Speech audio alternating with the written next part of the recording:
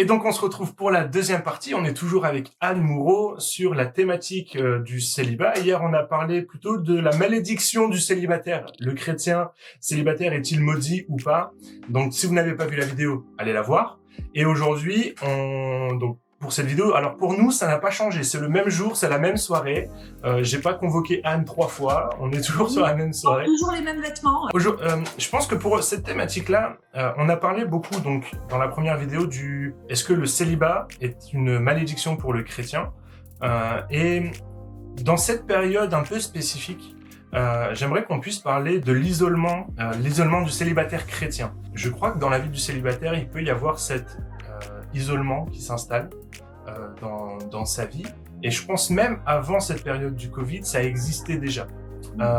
Donc, ma première question, c'est comment un célibataire chrétien peut gérer son isolement finalement face à l'Église, qui, comme on le disait dans la première vidéo, prône beaucoup le mariage, parle beaucoup de mariage. Un célibataire peut s'en sentir exclu. Comment un célibataire chrétien peut vivre dans une Église qui promeut énormément le mariage?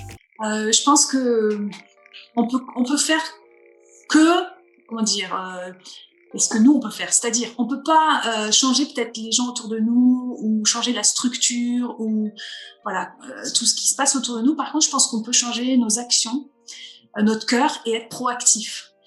Et souvent dans tout ce qui est solitude ou sentiment de solitude, du coup on reste dans ça, puis c'est un cercle vicieux. Et puis on se dit, ben tu vois, là ça fait 3 jours personne m'a appelé, tu vois, personne dans mon église m'a appelé, etc. Et puis on se sent encore plus seul. Tu vois, c'est comme si on se donne des preuves que on est malheureux. Et je pense que l'une des premières clés, c'est être proactif, c'est-à-dire dire, ok, je me sens seule. Est-ce que j'ose, moi, pas forcément envoyer un texto, dire à l'aide, je me sens tellement seule et tout, mais au moins dire, tiens, salut, je pensais à toi, comment tu vas? Ou engager la conversation, quoi.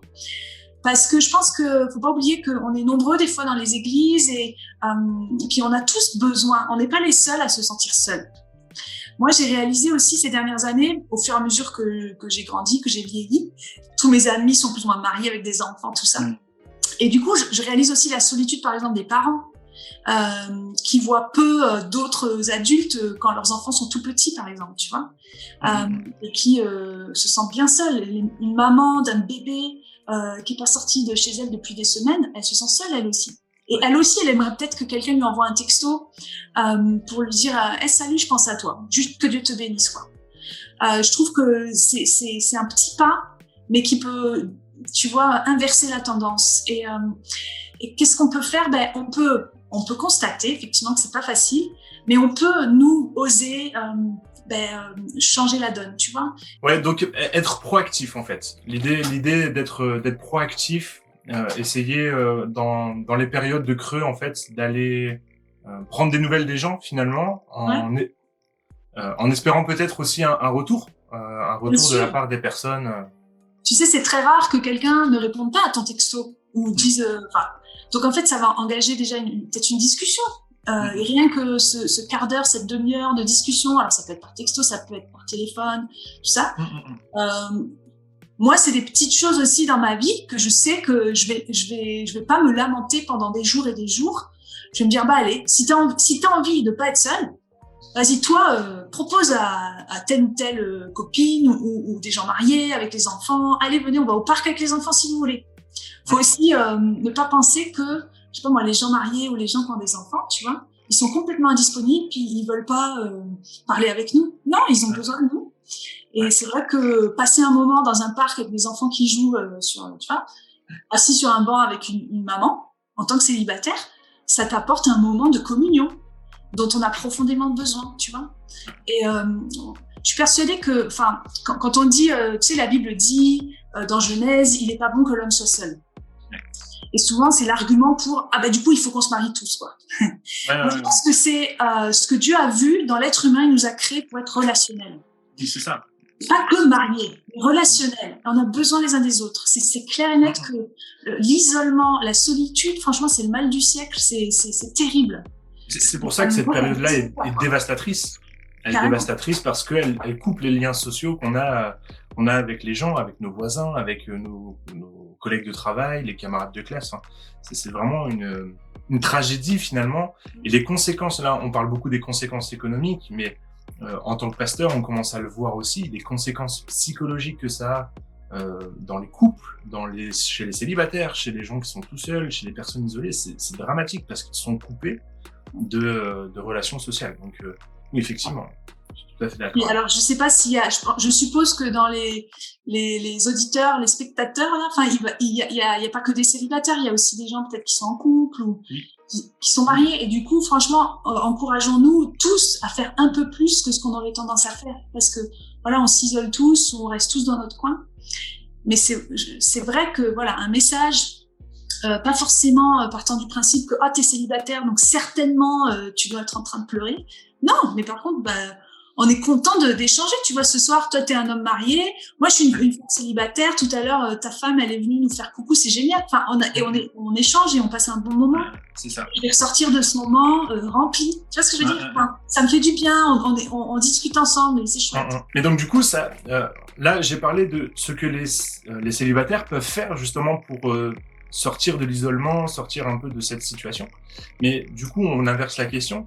Maintenant, les couples mariés ou les couples de nos églises, qu'est-ce que eux peuvent faire pour favoriser l'intégration finalement des célibataires? Parce que moi, je le vis aujourd'hui quand on est dans une église, quand on arrive dans une église avec mon épouse, la première chose qu'on cherche, c'est pas quel est le célibataire avec qui on va bien s'entendre, mais c'est plutôt quel est le couple avec lequel on va le mieux s'entendre et avec qui on va pouvoir créer du lien.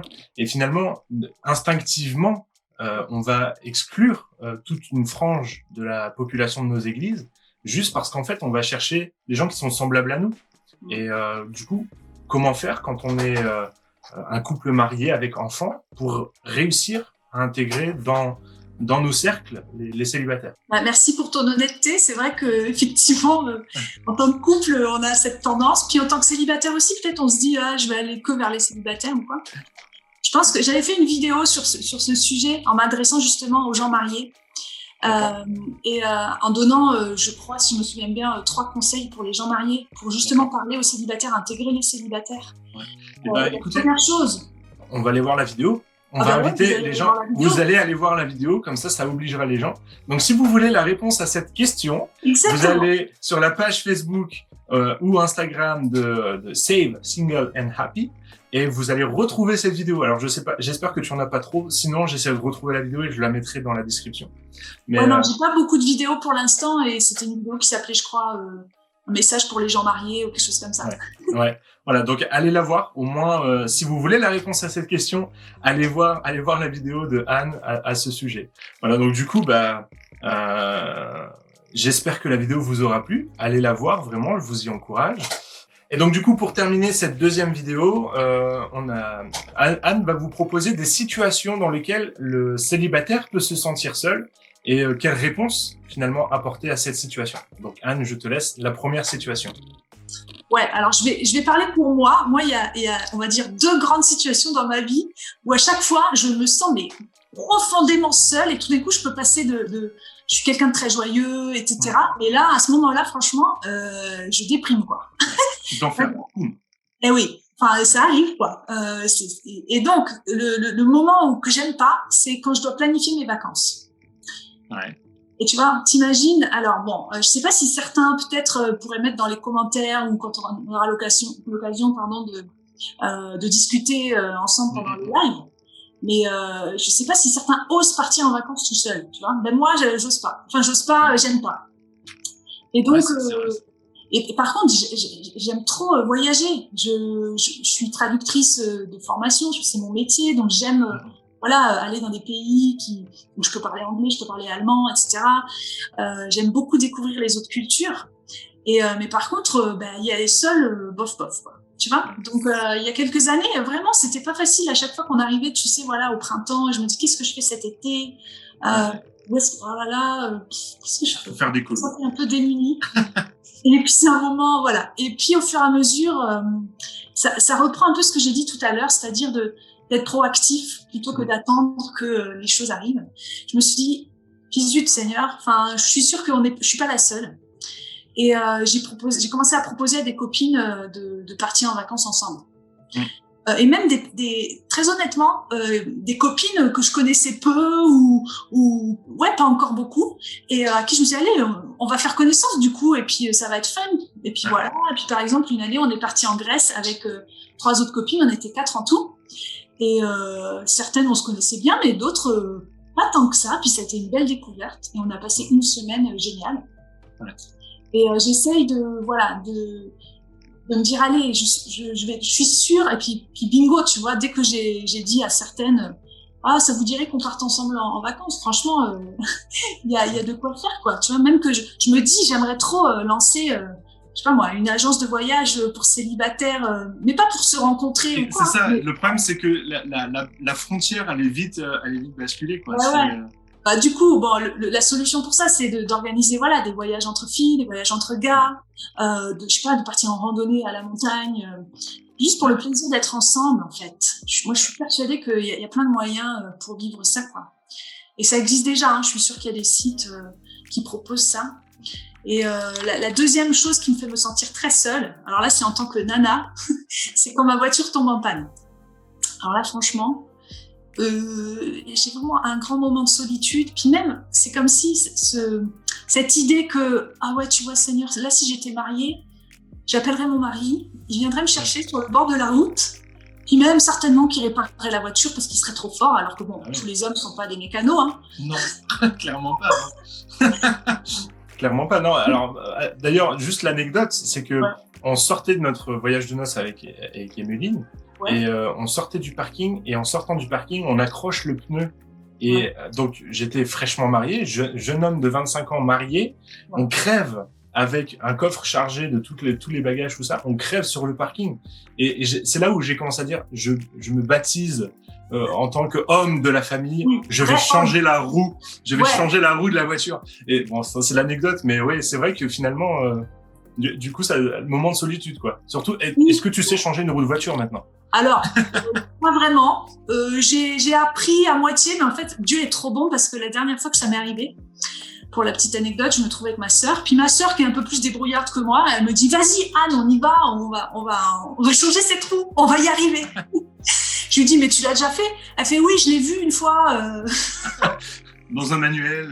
Ouais. Et du coup, on a commencé, puis on était 2 à ce moment-là, donc on s'est donné un peu du courage. Puis on commence, mais on voyait bien qu'on allait galérer, quoi.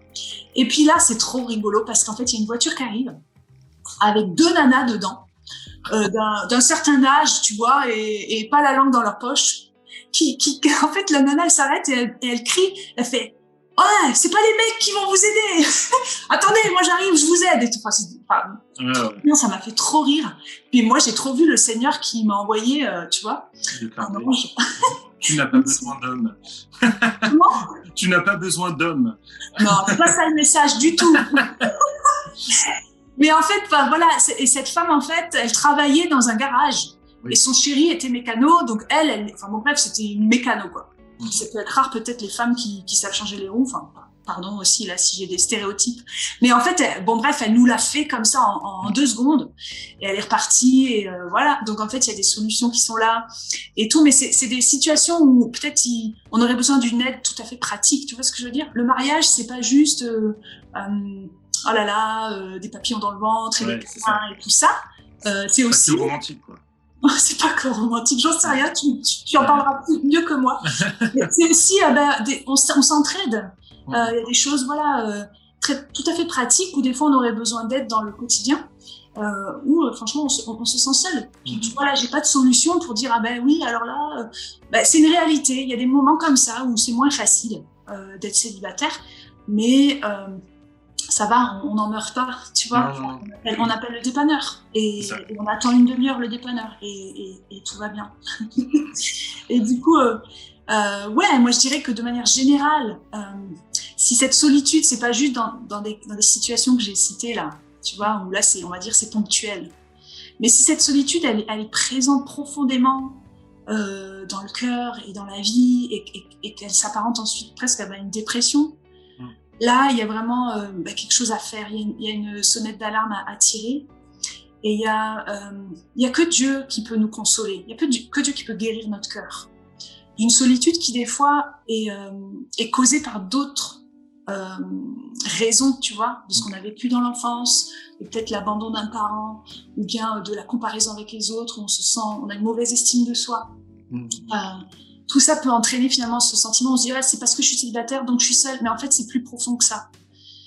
Et de s'attacher à trouver en Dieu notre consolation, puis aussi à oser demander de l'aide.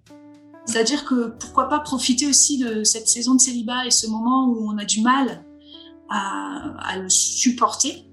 Dire allez, je vais faire un travail sur moi, je vais peut-être demander à un thérapeute, à un pasteur de me suivre pendant voilà un moment pour oser aller plus profond que de dire ah mais en fait mon problème c'est que j'ai pas de mari et donc je veux absolument avoir un mari, comme ça sera résolu. Sauf que si on peut se sentir très seul en tant que couple aussi ou une fois marié. Oui. Et puis en fait on en parlait dans la première vidéo, mais c'est vrai que des fois on projette trop de positivité sur une situation à venir, alors que finalement c'est peut-être pas ça qui va régler les choses. Et il y a quelque chose que j'aime bien dire aussi, c'est que des fois on veut guérir le symptôme, mais on va pas chercher au cœur des choses en fait. La guérison du cœur, on a besoin d'aller plus profondément. Combien de maladies on essaye de guérir à coup de prière et à coup d'intercession, puis en fait Dieu veut pas guérir le symptôme, il veut aller guérir le cœur qui est caché derrière la maladie. Et je pense que finalement dans la solitude des fois il y a ça aussi. Dieu veut pas juste apporter un mariage sur un célibataire qui se sent seul, mais il veut apporter beaucoup plus dans le cœur avant justement. Je pense que c'est un peu ça l'idée, quoi. De vivre vraiment. Moi, je sais que depuis plusieurs années maintenant, j'invite vraiment Dieu dans mes moments de solitude, quoi. Enfin, quand il y a des moments, des pensées qui viennent ou quoi, je dis Saint-Esprit, je sais que tu es là, quoi. Peut-être je te sens pas, mais je mets des louanges, je prie, je me concentre sur la présence de Dieu. Il m'a promis d'être toujours là. Tu vois ce que je veux dire? Et il ment pas. Donc en fait, c'est un exercice presque de dire non, je ne suis pas seule. C'est pas vrai. Et c'est pas vrai qu'un mari ferait mieux le job que Dieu lui-même. Tu vois, des fois on croit l'inverse. On dit non, mais quand même, Dieu n'est pas un corps. Tu peux pas le prendre dans tes bras, etc. Oui, certes. Mais ça voudrait dire quoi? Ça voudrait dire que le top du top, c'est, tu vois, être marié pour pouvoir faire un câlin. Et puis le deuxième sur la liste, c'est Dieu. Sauf que Dieu, il est tellement capable de nous combler, il est tellement capable de nous prendre dans les bras, de nous faire sentir sa présence le soir chez nous quand on se sent seul, peut-être en tant que célibataire. Et ça, c'est une réalité. Et c'est vrai que si on le vit pas encore ou pas totalement, c'est une promesse de sa parole. Et c'est possible de le vivre de plus en plus. C'est un processus. Est-ce qu'il y a des phrases qu'un célibataire en a marre d'entendre? Et j'aimerais vraiment qu'on termine un peu sur cette note d'humour, on va dire. Oui. Mais je crois vraiment qu'il y a des phrases, parce que je m'entends des fois les prononcer, mais je crois vraiment qu'il y a des phrases que les célibataires, et si vous êtes mariés, ces phrases-là, vous n'avez plus le droit, à partir du moment où vous avez vu cette vidéo, vous n'avez plus le droit de les dire à un célibataire. Bon, alors celle qu'on entend beaucoup, qui est la plus spirituelle, et qui est dans nos églises, n'est-ce pas, c'est mon frère, ou ma sœur, avec un petit air comme ça, un peu tristounet, genre, écoute, je prie pour toi. Tu vois, sous-entendu. Tu me fais de la peine. Toi. Alors, traduction, tu me fais de la peine. Ouais. Après, moi, je suis pour qu'on prie les uns pour les autres, et il faut qu'on se le dise tous les uns aux autres, tu vois. Je prie pour toi, est-ce que je peux prier pour toi, est-ce qu'il y a un sujet et tout. C'est ça. Mais bon, ne partons pas du principe que les gens mariés, ils ont besoin de prière, de fou. C'est clair. Pour rester mariés, pour continuer à s'aimer, pour tout ça. Bon, là, pas mon domaine. On revient encore sur un célibataire n'est pas forcément en marche vers le mariage. On n'a pas besoin de prier pour que le célibataire trouve quelqu'un avec qui se marier, en fait.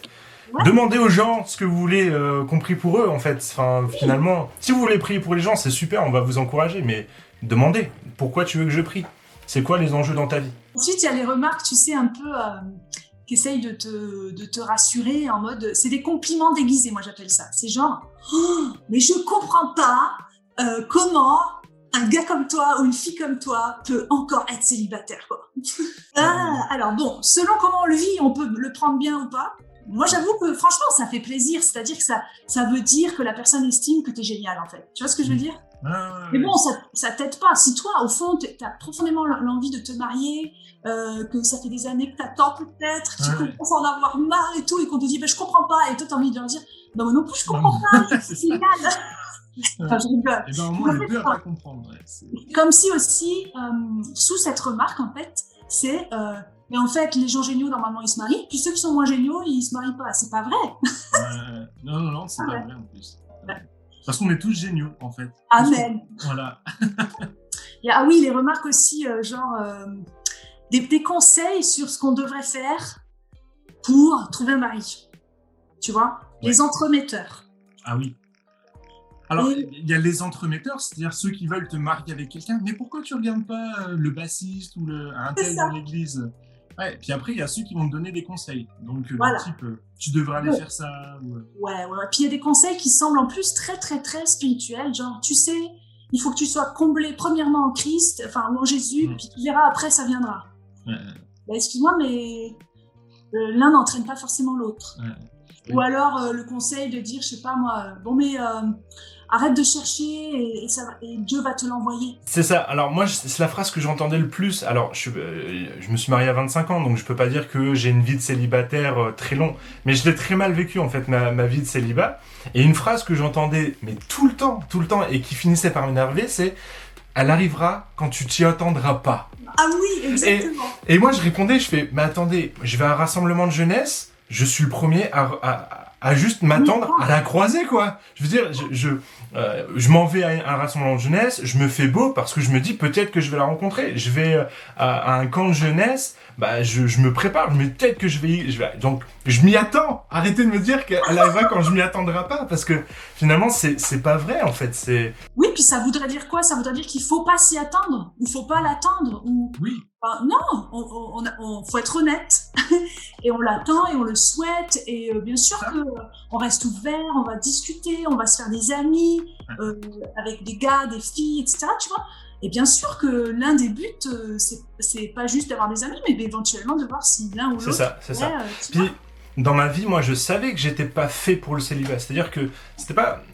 Pour moi, c'était évident que j'allais me marier. Je ne pouvais pas rester célibataire, c'était pas possible. Donc forcément, quand je faisais des rencontres, quand je rencontrais des filles, des femmes, derrière, je faisais connaissance. Et il y avait cette intention de dire, je vais apprendre à te connaître, et puis on va voir si ça peut aller plus loin. Donc je pouvais pas juste dire, non, je m'y attends pas. Enfin. Et donc on termine cette deuxième vidéo.